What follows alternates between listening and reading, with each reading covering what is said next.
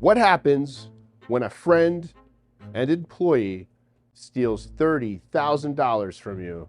The conclusion of the story of Tommy the Thief. Going back, I think like a year, I made a video about a longtime friend and longtime employee of me and my partner's business, Underground Nutrition. If you're interested in the backstory to this, we'll link the video, but I'll give you a quick summary. Longtime friend, personal friend, stayed at my house, hung out together, been to my partner's family's house, and was caught stealing $30,000 from me and my partner with cash transaction scams. And now the whole story is wrapped up, and a lot of people have been asking me what the conclusion of all of that is and what the repercussions of being caught stealing that much money from your friend in business and being arrested for it. And over the past year, my partner and I have been, after his arrest, I've been in contact with the prosecutor's office, and they were going through the various phases of indictments and everything that goes along with being arrested. And prosecutors called us about 3 months ago, each individually, my partner and I, Alan, and asked us if we would be okay with him getting PTI. For those of you who don't know, PTI is pretrial intervention, and that's for people who have never been in trouble before.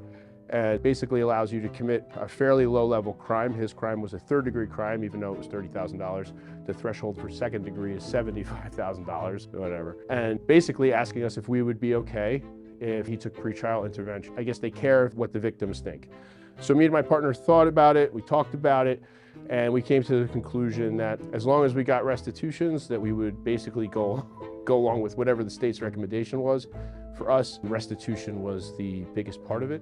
And about 3 or 4 weeks ago, we got a call from the prosecutor saying that he had pled guilty, and part of his pretrial intervention agreement was that he was going to pay us $1,000 a month for 30-something months to pay back the $30,000. So essentially, he got a $30,000 interest-free loan from Underground Nutrition, and he's got to do 2 or 3 years of PTI with the condition of paying us back. So he has to pay us back. And that's it. Alan and I didn't want to really go too hard. Like we were really pissed about it, but when push came to shove, we were more interested in recovering our money and cutting any business ties with him off in the future. And I haven't heard from him since the day I posted the original video. He called me and asked me to take the video down, and I said something like he had to cut off his hand or something and bring it to me, and I would take it down. He didn't bring me his hand, so the video remains up. I wish him the best of luck. I hope he figures his shit out and pays me the fuck back. Do I have any hard feelings? Yes. I mean, this is a kid that I let sleep in my house.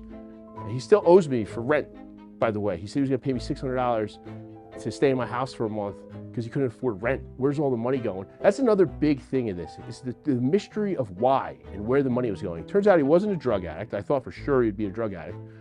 In fact, we were so sure that he was a drug addict that we were telling the police, like, we wanted him to get help, but turns out not a drug addict, couldn't pay for rent, and I let him stay with me. Luckily for him, all this came out right after he moved out of my house, because if I had found this out and I had to come home to that, who knows how this story would end. But long story short, no, I don't. If I saw him out, like I mean, I don't think he would even look in my direction, but no, I just want my, I just want my money back.